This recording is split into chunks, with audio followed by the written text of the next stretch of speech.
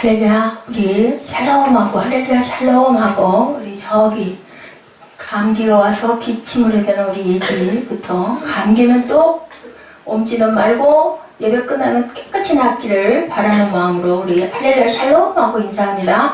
할렐루야 샬롬 샬롬 샬롬 샬롬 샬롬 샬롬 샬롬. 하나님 고백합니다. 사랑합니다.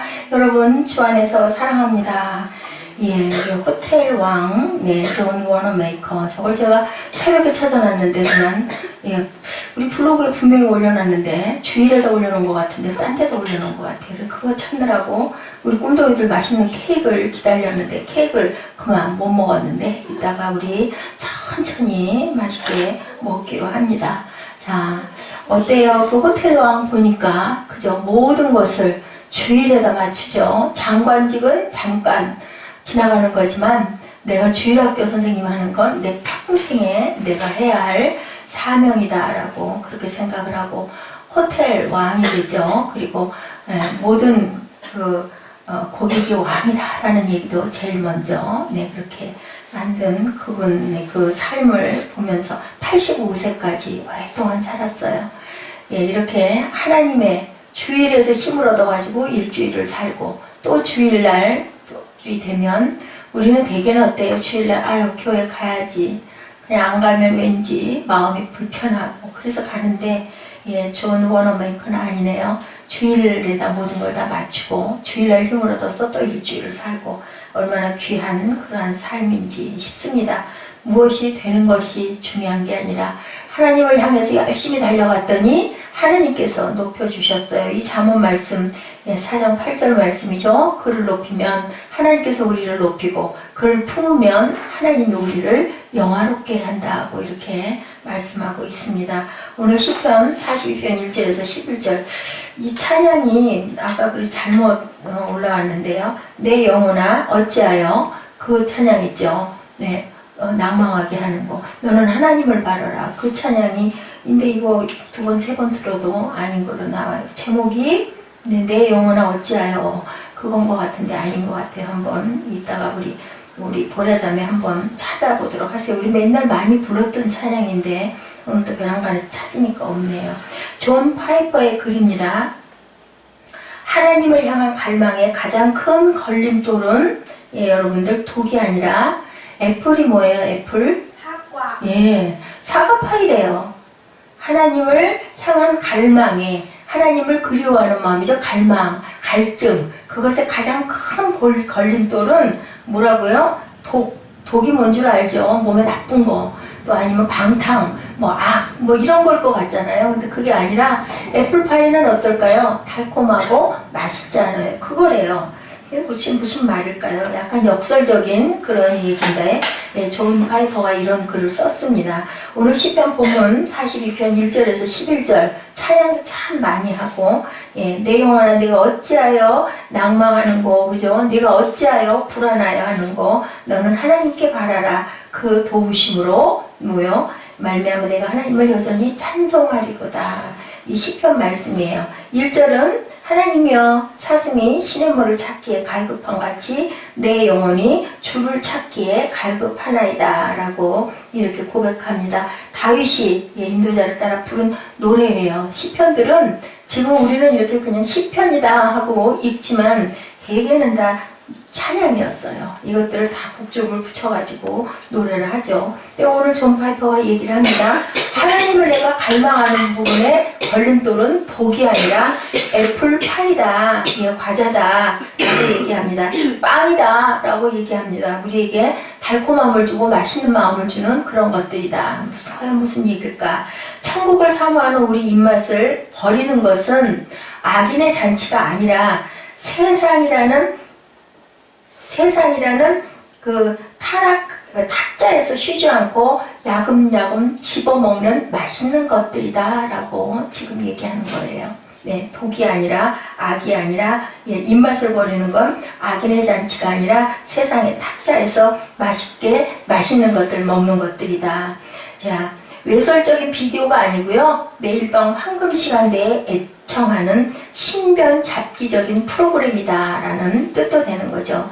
하나님의 사랑의 잔치 석상에 참여하지 못하도록 사탄이 제시하는 회방 요소는 밭과 소와 아내에 듭니다. 회방 요소는 밭, 소, 아내, 이것들은 다 뭐예요? 먹기 위해서 필요한 거, 살기 위해서 필요한 것들이다.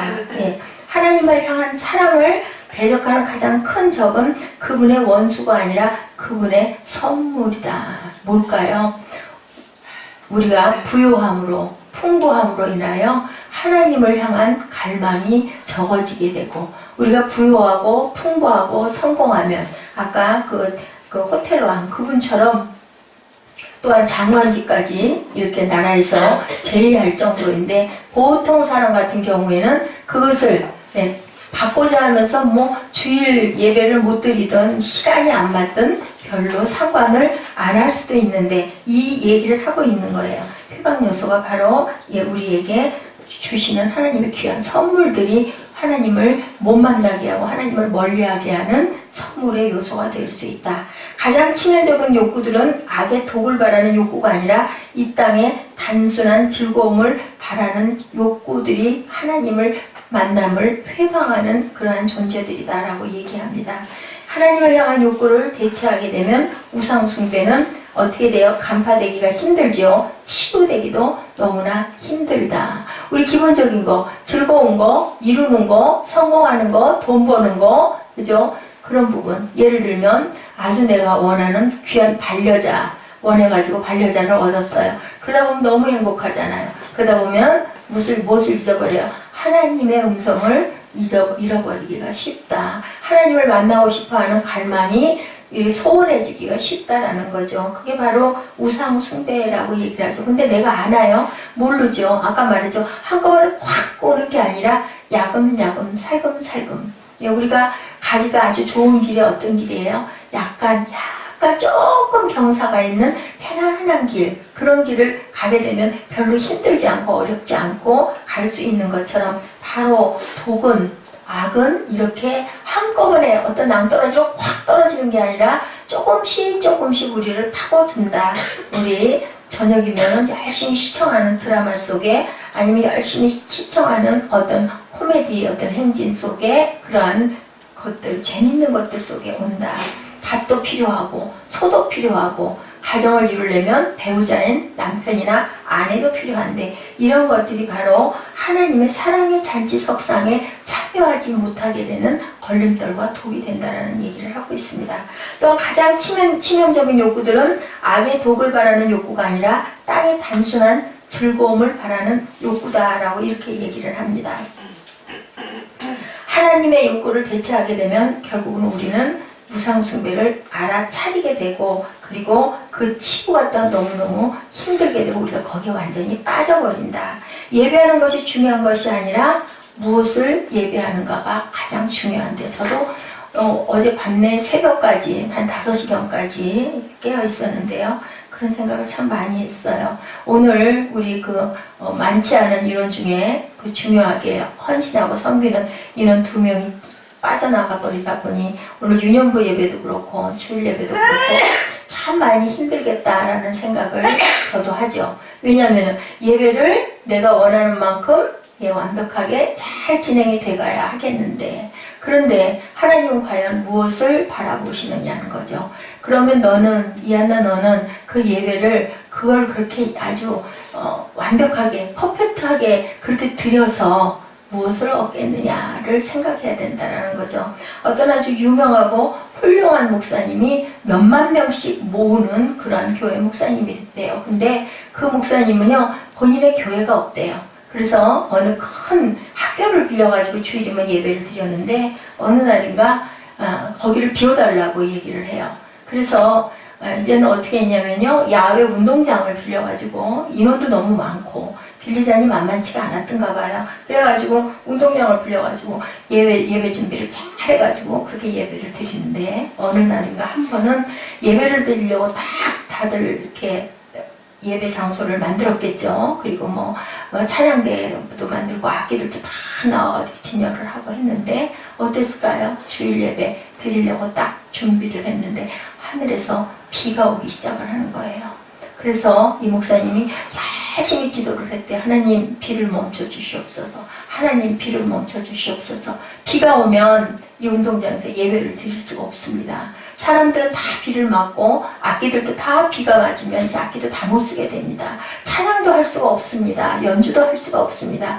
그렇게 열심히 1시간 2시간을 기도를 했는데도 어땠을까요? 비는 그치지 않고 열심히 아주 점점 더 억수로 쏟아졌다고 합니다.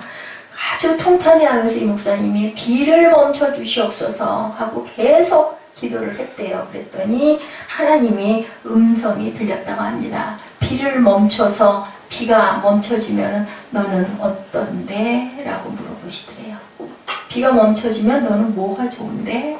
라고 물어보시더래요. 너는 한 번도 그 몇 시간 동안 나한테 기도를 하면서 한 번도 나와 함께 해주세요 소리는 안 하는구나. 그럼 내가 없어도 비만 오지 않고 연주만 잘 할 수 있고 찬양만 잘 들을 수 있고 설교만 명설교를 할 수 있으면 너는 그러면 되니? 라고 물어보시더래요. 여러분들 어떻게 생각하세요? 그죠? 우리가 그럴 때가 너무 많다는 거죠. 방송에 그런 얘기가 나오더라고요.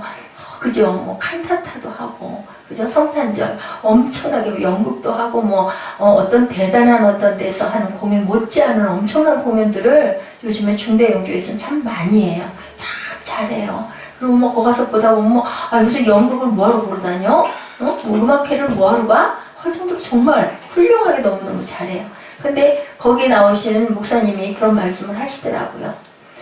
그렇게 열중해서 그 연주를, 그렇게 열중해서 연극을, 그렇게 열중해서 공연을 하다 보니까 본질을 잃어버린다는 거죠. 그죠? 지난번에 어떤 아이 얘기가 있었어요. 그 생일잔치를 하는데, 사람들이 많이 와서 아들 생일잔치는 생일인데, 아버지가 집안이 잘 살았나 보죠? 엄청난 사람들이 많이 와가지고 생일이라고 와가지고 얘기를 하고 떠들고 파티를 하고 하는데, 아이는 너무 외로운 거예요. 게다가 조금 몸이 불편했었던가 봐요. 그런 생각을 했대잖아. 혼자 저 구석에 부퉁이 우리 예지처럼 앉아가지고 오늘은 내 생일인데, 오늘은 내 생일인데 왜 그렇게 얘기를 했을까요? 너무 힘든 거예요. 어른들은 막 좋다고 왁자지껄 와가지고 떠들고 노는데 자기는 없는 거야. 주인공인 나는 상관이 없는 거예요. 그러면 아까 그 목사님도 마찬가지로 성탄절인데 과연 우리가 칸타타를 열심히 하고 공연을 열심히 하고 하면서 예수님을 몇 번이나 생각을 했을까? 열심히 성공적으로 많은 사람들이 와서 많이 봐주고 막 기뻐해주고, 그리고 또 기획한 내가, 열심히 연습시킨 내가 우와 너무너무 잘했어. 어떤 목사 어떻게 그렇게 대단하게 그렇게 잘했어. 그 소리를 듣고 싶어하는 것은 아닌가. 거기에 집중을 하다 보니 예수님 오신 것에 대한 그 부분을 우리가 잃어버린 건 아닌가라는 생각을 해보게 된다. 저도 마찬가지였었어요. 오늘 걱정을 좀 했어요. 사실은 우리 꿈동이들 율동은 어떻게 하고 영어는 또 어떻게 하고, 그죠? 엄청 걱정을 했죠. 그만 긴장도 많이 하고, 또 잠도 좀 자야 되는데 어떻게 밀리다 보니까 어저께 잠을 못 자고 준비를 하는데도 준비도 온전하게 잘 하지도 못했어요.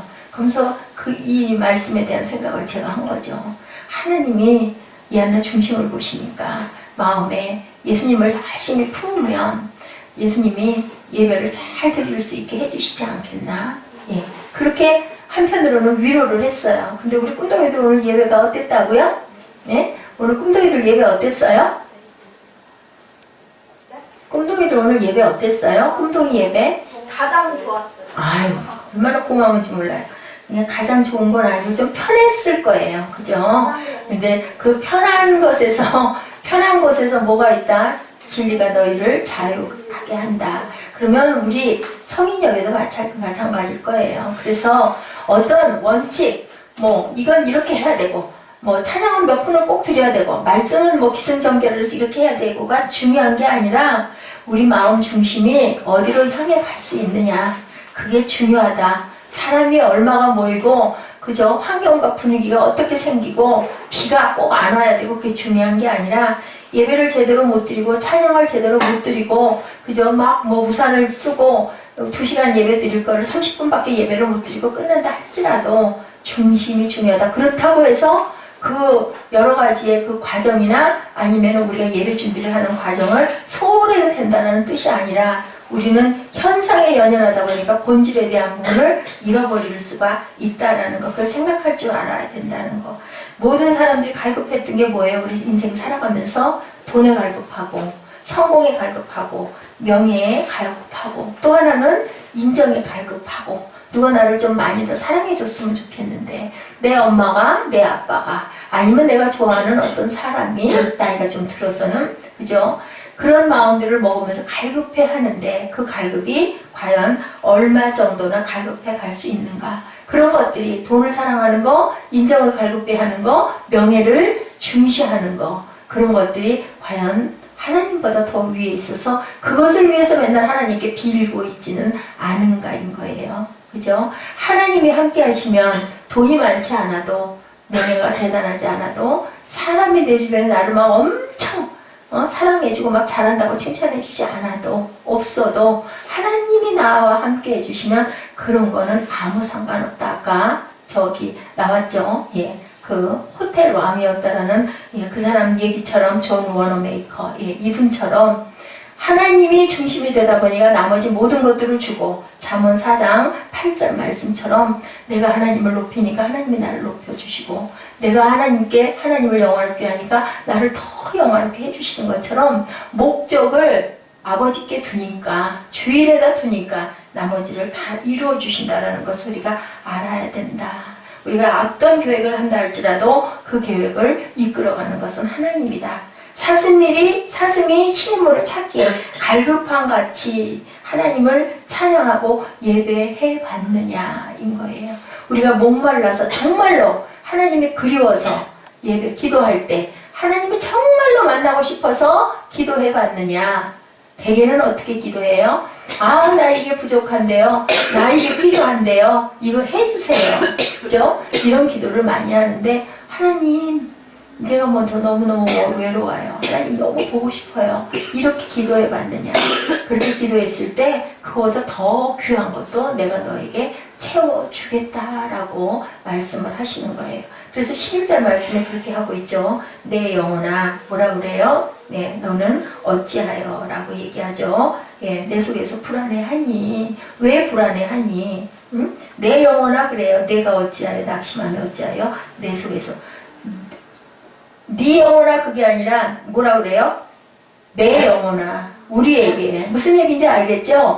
어때요? 예지 보고 얘기를 하면 목사님이 예지를 말할 때 얘 너 왜 그렇게 불안해하고 왜 이렇게 힘들어해? 내가 네 옆에 있잖아. 그게 아니라 내 예지야 이렇게 얘기하는 내 예지야. 너 예지야가 아니라 내 영혼아. 그러니까 그 영혼은 네 게 아니라 내 건데 너는 내 속에 있으면서 왜 낭망하고 왜 불안해하느냐. 걱정하지 말라는 말씀을 너 참 미련하구나 라는 말씀을 하고 있는 겁니다. 네, 뭐에다 소망을 두라고? 하나님께 소망을 두면 그가 나타나 도우시고 내 하나님을 여전히 찬송하게 해줄 것이다. 중요한 건 바로 그거다. 그거를 너희들 깨달아 알아라 인 거예요. 무엇을 너무 열심히 거기에만 뭐가 그렇다고 율법이 우리를 살리지 못한다고 그러죠. 깨닫게 해주기는 하지만 살리지를 못하게 한다. 중요한 거는 율법을 깨달았으면 그 다음에 하나님의 마음을 알아라. 우리가 성경을 다 아는 사람은 아무도 없는데 성경이 우리에게 하시는 그 말씀의 뜻이 뭔가를 깨달아 알아라. 항상 너를 위해서 내가 이 말을 주는 거지 그것을 너에게 족쇄를 만들어 주려고 주는 게 아니다. 사실은 그런 마음이 들어서 요번에 제가 새벽 예배를 한 번은 조금 늦춰서 한 번은 아예 아주 더 늦게 이렇게 하다 보니까 제가 규칙이 깨어져가지고 마음이 많이 불편했는데 그거는 옛날 같으면 제가 그 얘기를 했어요. 아마 한 6개월 전만 같아도 내가 그렇게 못했을 것이다. 뭐 상관하지만 나는 예배할 거니까 이랬을 건데 얼마나 불편할까. 그냥 쉬게 좀 해줘야 되겠다. 또 그동안 참 긴 세월 동안 무척 열심히 하나님 섬기고 교회 섬기고 했으니까 휴가 좀 줘도 되지. 주일은 지켜야지 했을 수도 있을 건데 그 얘기는 그 문자는 했어요. 어디 가서든 주변에 교회 가서 꼭 예배는 드리세요 라고 얘기를 했어요. 우리가 멋진 찬양을 준비하고 그죠? 멋지게 동영상을 찍고 철저하게 예배 콘티를 짜고 멋진 옷을 입고 나와 앉아서 예배가 중요한 게 아니라 보여지는 게 중요해서는 하나님이 영광을 받지 못하시고 하나님이 너를 영화롭다라고 해주지 않는다라는 말씀을 하고 계시는 거예요. 우리가 예배 가운데 멋진 우리의 역할을 생각하며 만족해 하기도 하죠. 섬기는 자들이 앞에 예를 들면 참 그러기 쉬워요. 앞에 찬양단 나와서 서서 찬양하는 인도단도 마찬가지고요. 또 내가 조금 좀 그 부분에 다른 사람보다 목소리가 좀 좋거나 음악성이 있거나 하면은 특히 이하나 같은 경우가 많이 그랬죠. 뽐내고 내 찬양에 내 노래에 막 남들이 감탄하고 하면 막 너무너무 기쁘잖아요. 하나님을 생각하기 전에 내가 가지고 있는 그 달란트에 대한 우월감이 일어날 수가 있고 그러다 보면 어떻게 돼요? 교만해지기 쉽죠. 너희들 나만큼 할 수 있어? 이렇게 된다는 거죠. 그래서 신학교에서 그 전에 보니까요. 잘하고 못하는 게 중요한 게 아니라 얼마나 많이 협동하는가 얼마나 많이 함께 할 수 있는가를 굉장히 중점으로 봐서 저는 굉장히 불편했어요. 그 부분들이. 그렇게 생각했어요. 그때만 해도. 아니 그걸 잘하는 사람이 있고 이걸 잘하는 사람이 있고 연합해서 잘하는 사람이 있고 혼자 독창을 잘하는 사람이 있는데 어떻게 그렇게 그 실력을 가지고 그렇게 하고 어떤 행사가 있을 때면 막 앞에다 세우고 어머 저런 사람을 어떻게 앞에다가 세워? 근데 그걸 안 보는 거죠. 절대로 독창을 하면 안 돼요. 합창을 해야 점수를 많이 주는 그건 뭐냐 마음을 모아라인 거예요. 그래서 교회는 하나가 돼야 되는 게 가장 중요한 것이라는 것을 제가 이제 조금씩 깨달습니다. 그래서 제일 중요한 건 어느 단체에 들어가서 뛰어나게 잘하는 게 중요한 게 아니라 어디 가서든지 잘 섞일 수 있는 사람을 칭찬을 받는다고 그래요.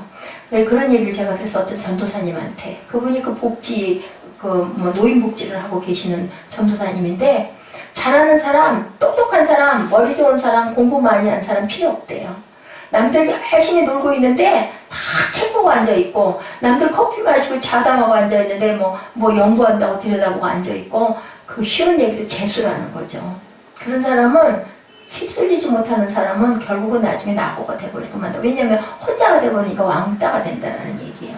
중요한 건 놀 때 같이 놀고 일할 때 함께 어울려서 일할 수 있는 사람이 가장 중요하다는 얘기를 해서 제가 마음에 굉장히 많이 반성을 했어요. 근데 그게 하루아침에 되는 건 아니더라고요. 어려서부터 그 훈련이 돼야 되는 거예요. 그런 걸로 보면 대가족제도가 굉장히 중요하구나 그런 생각을 해요.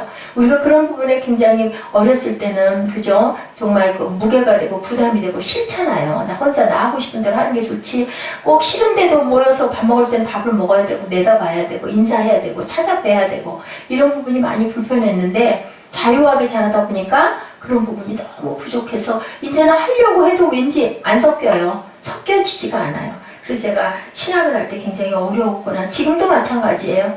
그런데 막 우리 그 권영임 전도사님 같은 사람 표본이죠.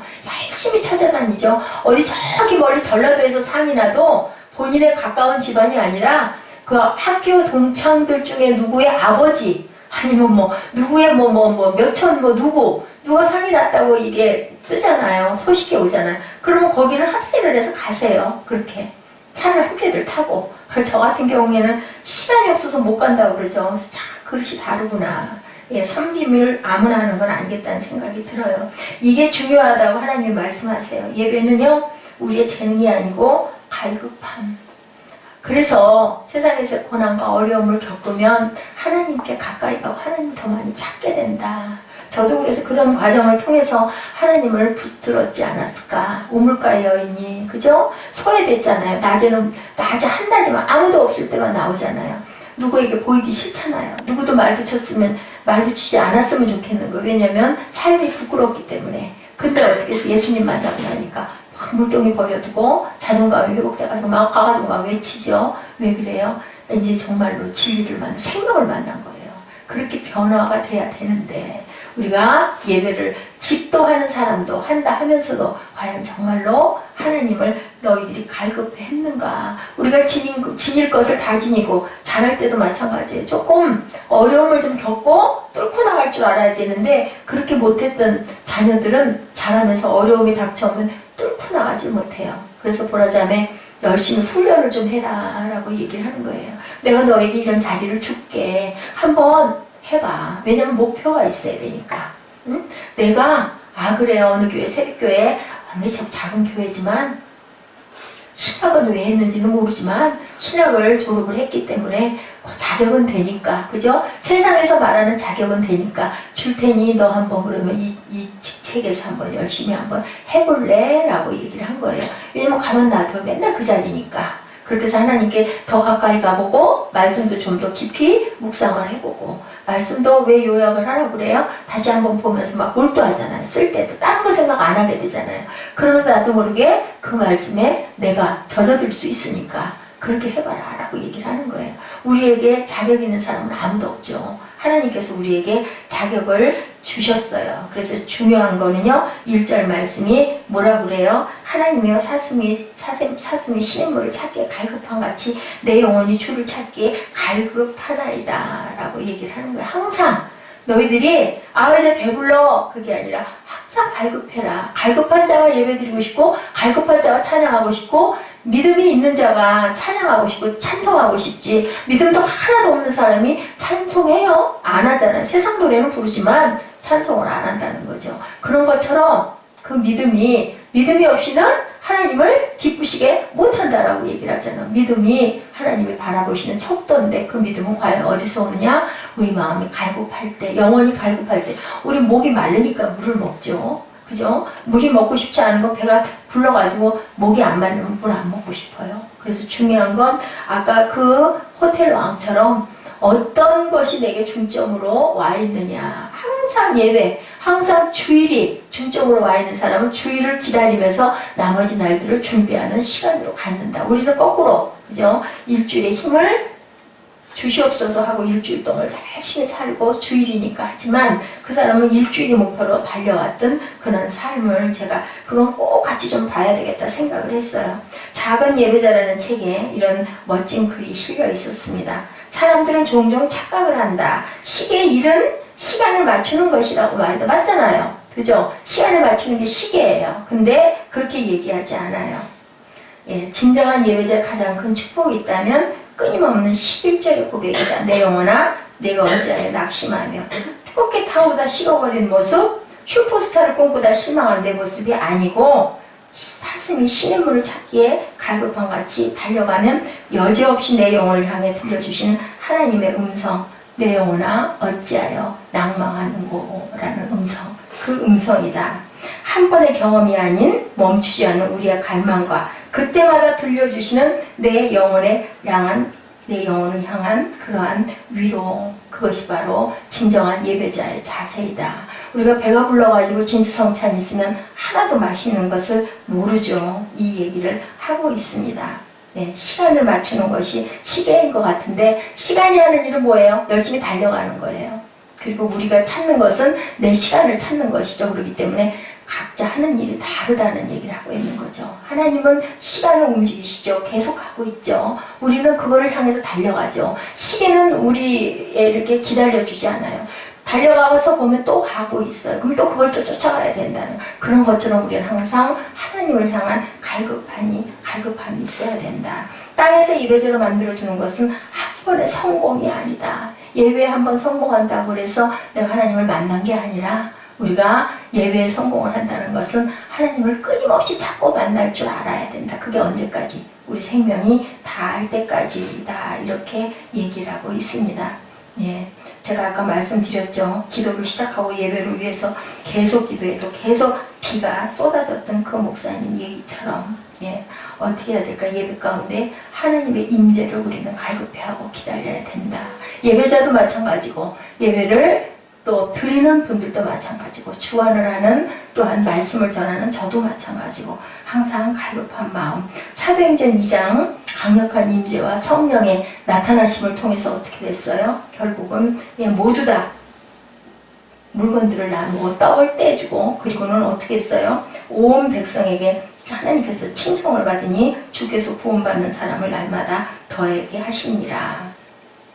사도행전 2장 43절에서 47절 유명한 고백이죠. 사람마다 두려워하는데 사도들도 말미암아 기사와 표적이 많이 나타나니 믿는 사람이 다 함께해서 모든 물건을 서로 통용하고 재산과 소유를 팔아 각 사람이 필요에 따라 나눠주고 날마다 마음을 같이 성전에 모이기를 힘쓰고 집에서 떡을 떼며 기쁨과 순전한 마음으로 음식을 먹고, 그죠? 예배는 추상적인 고백이 아니라 우리가 가장 정란한 실정 가운데 만나지는 하나님의 모습을 우리가 바라볼 줄 아는 것이 바로 예배다. 아무리 큰 교회, 아무리 대단한 어떤 프로그램이 있다 해도, 아무리 대단한 영상, 아무리 대단한 기가 막힌 분위기가 있다 해도 거기에 하나님의 임재를 느끼지 못한다면 그것은 온전한 예배가 아니다. C.S. 루이스가 이렇게 얘기하죠. 예, 제가 아까 말씀드렸죠. 지옥으로 내려가는 길은 어느 날 갑자기 낭떠러지로 뚝 떨어지는 것이 아니라 약간 내리막길이다. 나도 모르게 스멀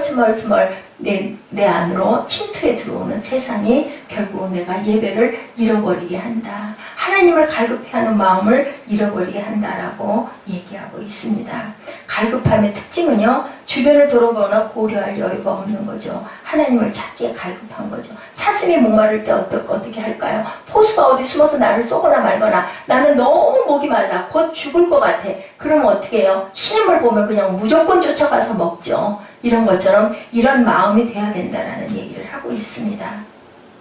사명자로 살지 못하는 거, 거룩을 충족시키기 위해서 머뭇거리고 있는 거죠. 충족되고 나면 그 다음에는 온전한 예배자가 될 수가 없고 항상 갈급한 마음을 가져야 된다. 예. 니고데모가 밤에 찾아갔죠. 왜 밤에 찾아갔다고요? 예지? 왜 밤에 니고데모가 찾아갔어요? 손 빼고. 밤에 왜 예수님을 밤에 찾아갔어? 낮에 찾아가면 왜 안 돼서? 제자들의 눈에 띌까봐? 누구 눈에 띌까봐?